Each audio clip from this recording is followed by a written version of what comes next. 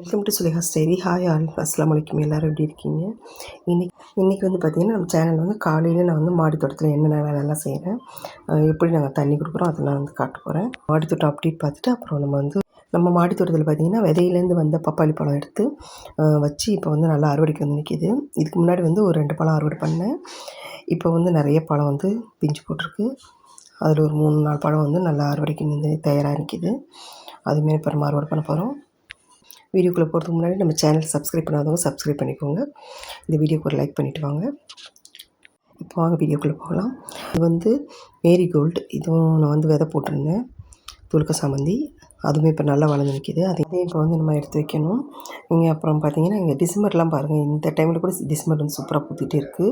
அங்கே வந்து மல்பெரியும் நிறைய காய்ச்சிருக்கு. மல்பெரி வந்து இன்னும் கொஞ்சம் நல்லா பழுக்கணும், பிளாக் கலரில் ஆனால் தான் நல்லா இனிப்பாக இருக்கும். இப்போ வந்து டிசம்பர் கொஞ்சம் இருக்குது, பறிச்சிக்கிறேன்.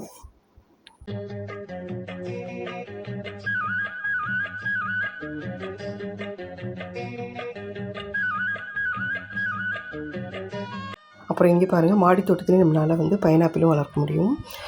பாருங்கள், பிஞ்சு போட்டுருச்சு, நல்லா கொஞ்சம் பெருசாகிடுச்சு. இது வந்து லைபீரியன் நாட்டில் வந்து எனக்கு எங்கள் குரூப்பில் வந்து ஒரு ஃப்ரெண்டு வந்து கொடுத்தாங்க. அது வந்து 1.5 வருஷம் ஆகிடுச்சு. இப்போ தான் நமக்கு காய்க்கவே ஆரம்பிக்குது. இது வந்து இந்த பச்சை கத்திரிக்காய், அது வந்து கொஞ்சம் நீட்டு பச்சை கத்திரி விதைக்கு விட்டுருக்கேன். இது வந்து தக்காளி, இங்கே பாருங்கள் அடியில் வந்து அழுகு வந்துருச்சு. இது வந்து நம்ம சுண்ணாம்பு சத்து குறைபாடு இருந்ததுனால இந்த மாதிரி வருது. நம்ம மண்கலவையிலே வந்து சுண்ணாம்பும் கலந்து வச்சிடணும். அப்படி இல்லைன்னா நம்ம சுண்ணாம்பு வந்து கொஞ்சமாக எடுத்து போட்டு தண்ணியில் நிறைய டைலூட் பண்ணிவிட்டு அந்த செடிக்கு வந்து ஊற்றணும். அப்போ இந்த பிரச்சனை வந்து நமக்கு சரியாயிடும். அப்புறம் இந்த காஷ்மீர் ரோஸ்லாம் இருக்குது, அதெல்லாம் பறிச்சிக்கலாம். முதல்ல காஞ்ச பூலாம் பறித்து நான் அதே தொட்டிக்குள்ளே போட்டுக்கிறேன். கொஞ்ச நாள் அது மக்கி நல்லா நான் உரமாகிடும். இந்த பூலெல்லாம் பார்த்திங்கன்னா நமக்கு நிறைய பாஸ்பரஸ் சத்து இருக்குது. மக்கி நல்லா உரமாகிடும் நமக்கு. இந்த பூவெல்லாம் வந்து அப்படியே பாருங்கள், கொத்தாக இருக்குது, அதனால அப்படியே பறிச்சிக்கிறேன். அப்புறம் மல்லிப்பூ நிறைய இருக்குது, குண்டு மல்லி, நல்ல வாசனையாக இருக்கும். அந்த மல்லி வந்து கொஞ்சம் உரம் போடாதனால கொஞ்சம் குட்டி குட்டியாக பூக்குது. நம்ம உரம் கொடுத்தோம்னா நல்லா பூக்க ஆரம்பிச்சிது. அப்புறம் இங்கே பாருங்கள், பப்பாளி வந்து நல்லா கொத்தாக காய்க்க ஆரம்பிச்சிருச்சு. நிறையா பழுத்துருக்கு, அதையும் பறிச்சிடலாம். பழுத்ததெல்லாம் இதுக்கு முன்னாடி ஒன்று பழுத்துருந்துச்சு, அதை பறித்து எனக்கு என் டாக்டருக்கு வந்து கொடுத்து விட்டுட்டேன். இதில் ஒரு பழம் வந்து நல்லா பெருசாக இருக்குது பாருங்கள், நல்லா பெரிய சைஸில் கிடச்சிது ஒன்று.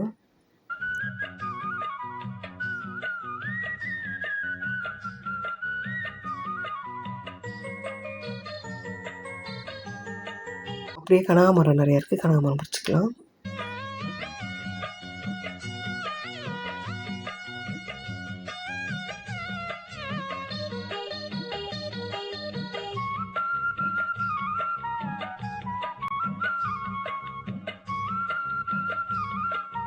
அப்புறம் இங்கே பார்த்திங்கன்னா கருவேப்பிலை கொஞ்சம் வீட்டுக்கு தேவைக்கு பறிச்சிக்கலாம்.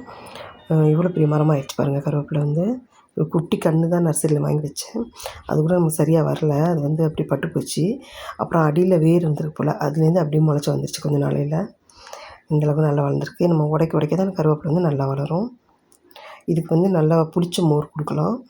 புளிச்ச மோர், வெங்காயத்தூள் இதெல்லாம் நீங்கள் கொடுத்தீங்கன்னா நல்லா சூப்பராக நம்மளுக்கு கருவேப்பிலை வரும். ஃபுல் வெயிலில் வைக்கக்கூடாது கருவேப்பிலை பொறுத்த வரைக்கும். கொஞ்சம் வெயில், ஷேடு ரெண்டுமே இருக்கணும், அந்த மாதிரி இடத்துல நம்ம வைக்கணும். அப்புறம் என் ஹஸ்பண்ட் வந்து தண்ணி கொடுக்க ஆரம்பிச்சிட்டாங்க செடிக்கெலாம். காலையில் அவங்க தான் தண்ணி கொடுப்பாங்க. அப்புறம் செம்பருத்தி இருக்குது, அதையும் நான் பறிச்சிக்கிறேன். செம்பருத்தி பூவில் வந்து நான் காலையில் வந்து டீ போட்டு குடிப்பேன், நல்லாயிருக்கும். ஹார்ட்டுக்கும் ரொம்ப நல்லது, நம்மளுக்கு வந்து ஸ்கின்னுக்கும் ரொம்ப நல்லது. அப்புறம் நானும் வாங்கி கொஞ்சம் தண்ணி கொடுத்தேன் எல்லா செடிங்களுக்கும். அடினியம் பூ பாருங்கள் எவ்வளோ பூத்துருக்குன்னு, டெய்லி அது நிறைய பூத்துகிட்டே இருக்கும். இது வந்து செம்பருத்தி பூ. செம்பருத்தி செடி வந்து ஒரு 2 செடி இருக்குது. இப்போ வந்து நாட்டு செம்பருத்தி வந்து நிறைய பூத்துகிட்டே இருக்கும். இது வந்து கிழங்கு, அந்த சக்கரவள்ளி கிழங்கு பார்த்திங்கன்னா, அது வந்து அன்றைக்கி அறுவடை பண்ணேன். அதுலேருந்து குட்டி குட்டி கிழங்கு இருந்துச்சு, அதெல்லாம் எடுத்து வச்சுருக்கேன். அதுக்கு நம்ம தண்ணி கொடுத்துடலாம். சரியான வெயிலுங்க, வெயிலுக்கு வந்து நல்லா தண்ணி கொடுக்கணும். கொஞ்சம் வேர்க்கெலாம் போகிற அளவுக்கு நல்லா தண்ணி கொடுக்கணும். தக்காளிக்கு மட்டும் கொஞ்சம் பார்த்து கொடுக்கணும், தண்ணி வந்து ரொம்ப கொடுத்துடக்கூடாது. இதெல்லாம் வந்து மாதுளம்பழம், நல்லா மேலெல்லாம் அந்த இலை மேலெல்லாம் தெளித்து விடுறேன்.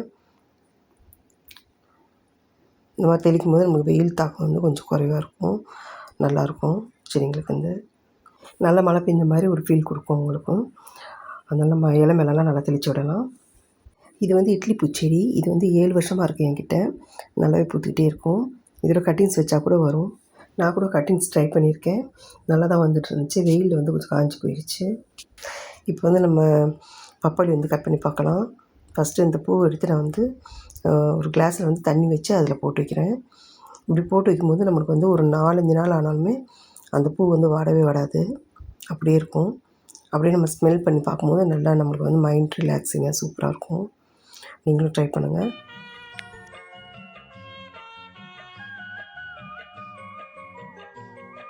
அப்புறம் பப்பாளி எடுத்துகிட்டு போய் நல்லா கழுவிக்கலாம், வாஷ் பண்ணிக்கலாம். கொஞ்சம் வெள்ளைப்பூச்சிலாம் இருந்தாலும் இருக்கும். ஃபஸ்ட்டு இந்த சின்ன பப்பாளி வந்து கட் பண்ணுறேன். இந்த பப்பாளி பார்த்திங்கன்னா நல்லா ஸ்வீட்டாக இருந்துச்சுங்க, சூப்பராக இருந்துச்சு. இது வந்து பெரிய பப்பாளி, இதுவே நல்லா இருந்துச்சு. நிறைய விதைகள்லாம் இருந்துச்சு பாருங்கள். நம்ம கடையில் வாங்குறதுக்கும் வீட்டில் நம்ம அறுவடை பண்ணி சாப்பிட்றதுக்கும் நிறைய டிஃப்ரெண்ட் இருக்குது. இந்த வீடியோ பிடிச்சிருந்தா லைக் அண்ட் சப்ஸ்கிரைப் பண்ணிக்கோங்க. தேங்க்ஸ் ஃபார் வாட்சிங்.